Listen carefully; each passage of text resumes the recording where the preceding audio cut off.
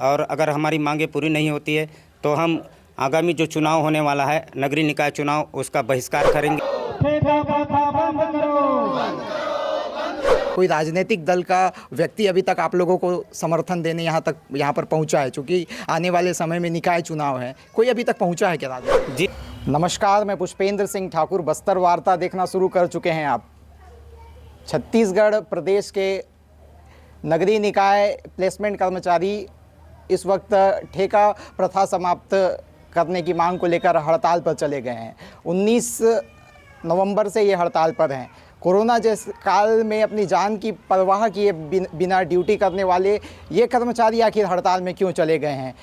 इनके हड़ताल पर जाने से शासकीय कामकाज कितने प्रभावित हो रहे हैं, क्या कुछ इनकी परेशानी है, आज इस पे बात करते हैं। हमारे साथ इस वक्त मैं नारायणपुर ज़िले में जो नगरीय निकाय के कर्मचारी इस वक्त धरना स्थल पर मैं मौजूद हूँ, इनसे बातचीत करते हैं। क्या नाम है आपका और किन प्रमुख मांगों को लेकर आप लोग हड़ताल पर हैं? जी, मेरा नाम विकास शर्मा है, जिला अध्यक्ष नगरीय निकाय प्लेसमेंट कर्मचारी महासंघ नारायणपुर से। हम अपनी 2 सूत्रीय मांग के लिए 19 तारीख से यहाँ पर अनिश्चितकालीन हड़ताल पर बैठे हैं। हमारी मांग तो बहुत ही छोटी और बहुत ही सहज है। हम ये चाहते हैं कि जो छत्तीसगढ़ नगरीय निकाय में जो ठेका प्रथा प्लेसमेंट जो जारी है उसको ख़त्म करें। और दूसरा मांग ये हमारा, जैसे शासन के अन्य विभाग जैसे वन विभाग, पीएचई, जल संसाधन, अन्य विभागों में जो 4,000 रुपये श्रम सम्मान राशि दी जा रही है उसका हमें भी लाभ मिले। क्या कुछ परेशानी हो रही है इस ठेका प्रथा के कारण आप सभी नगरीय कर्मचारियों को? देखिए, ठेका प्रथा से हमको बहुत सारे हमारा शोषण हो जाता है। हमको ठेका प्रथा में रहने से हमको बहुत सारे अतिरिक्त काम करने को पड़ते हैं और हमारा जो कम तनख्वाह है, वेतन कम है, जिससे हमारी खाना पूर्ति नहीं हो पाती, हमारे परिवारों का पालन पोषण नहीं हो पाता है।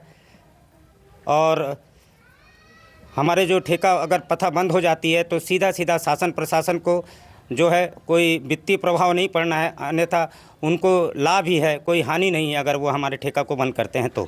सरकार को इससे किस प्रकार का लाभ होगा, आप इस बात को जिक्र कर रहे हैं? जैसा कि अगर हम ठेका प्रथा बंद होती है तो सरकार को हर महीना, जैसे हमारे नगर पालिका नारायणपुर में है 80 कर्मचारी है, तो हम कम से कम 80 कर्मचारियों का जो 60 से 70 हज़ार रुपये जो कमीशन है जो ठेकेदार को मिलता है वो सीधा बंद होगा। और शासन को, अगर नगरीय निकाय को सीधा हमको भुगतान करते हैं तो वो पैसा उनको सीधा बचत होगा।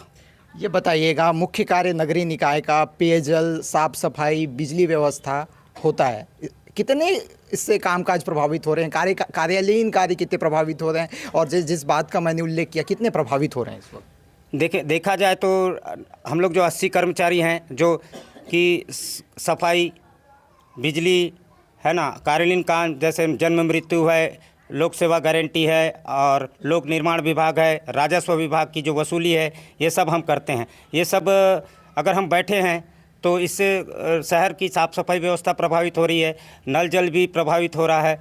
और जो जन्म मृत्यु के लिए जो जाते हैं हमारे ऑपरेटर बैठे हैं और उनके कारण जन्म मृत्यु, लोक निर्माण विभाग और राजस्व वसूली ये सब बहुत प्रभावित हो रही है।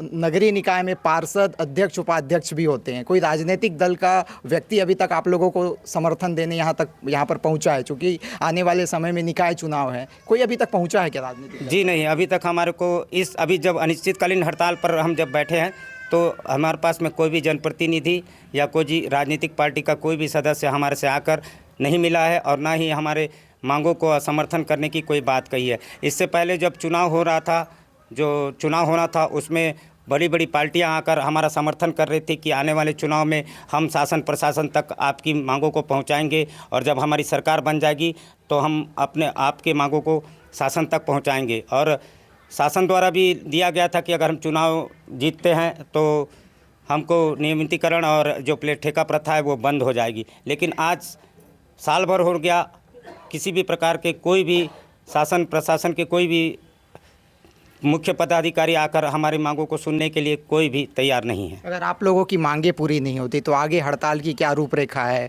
क्या आगे रुख रहेगा? अभी तो हम लोग अनिश्चितकालीन हड़ताल पर है और अगर हमारी मांगें पूरी नहीं होती है तो हम आगामी जो चुनाव होने वाला है नगरीय निकाय चुनाव, उसका बहिष्कार करेंगे। हम ही नहीं, हमारे साथ हमारा पूरा परिवार उस चुनाव का बहिष्कार करेगा। और जैसा भी होगा, अब हम ये लड़ाई अंतिम लड़ाई के रूप में लड़ रहे हैं। जो भी फैसला होगा अंतिम लड़ाई के रूप में फैसला होगा।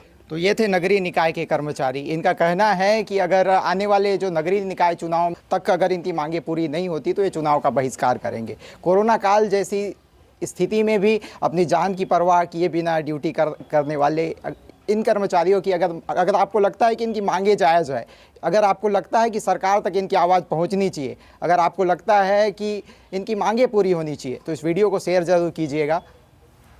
पुष्पेंद्र सिंह ठाकुर, बस्तर वार्ता, नारायणपुर।